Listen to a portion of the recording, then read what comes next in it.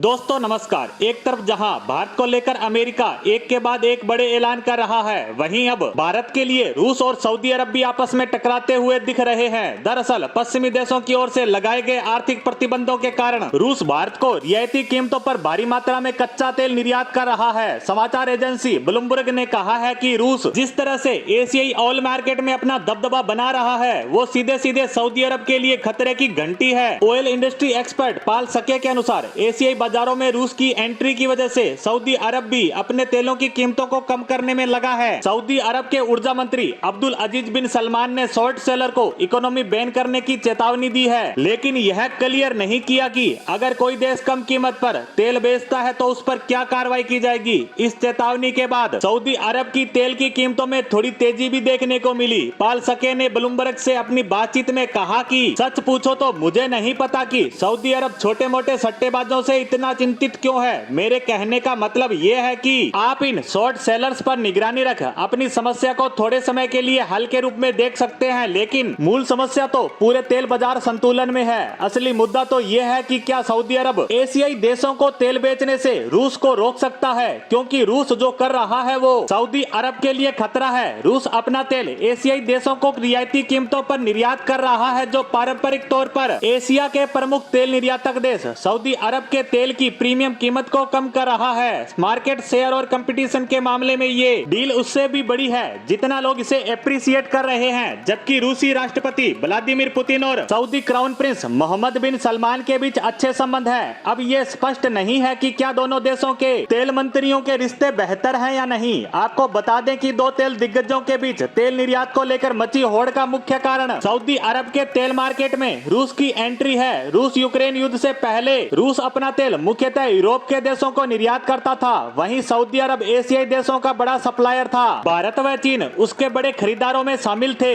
लेकिन रूस यूक्रेन युद्ध के बाद से रूस पर आर्थिक प्रतिबंधों के कारण वह यूरोपियन देशों को तेल निर्यात नहीं कर पा रहा है। लेकिन रूस ने अपनी अर्थव्यवस्था को बचाने के लिए एशियाई देशों को रियायती दरों पर तेल बेचना शुरू कर दिया।